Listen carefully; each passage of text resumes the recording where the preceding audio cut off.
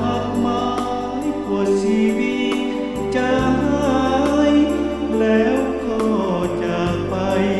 ให้เขาเข้ามาเคียงคอยใจแทบหลุดเมื่อคิดเรื่องที่เคยผ่านสัญญาเท่านั้นถ้าดินและฟ้าคุ้มครองเอาชีวิตฝากบัญชีจำนองสวรรค์ปกป้องสุดท้ายก็มาเพพันหินฟ้าเปลี่ยนสีแสงสุริมืดบังอยู่เบื้องหลังแอบซ้อนคนอื่นเสยโสมโลกนี้หาทางไปห่างซอกคน สร้างความสับสน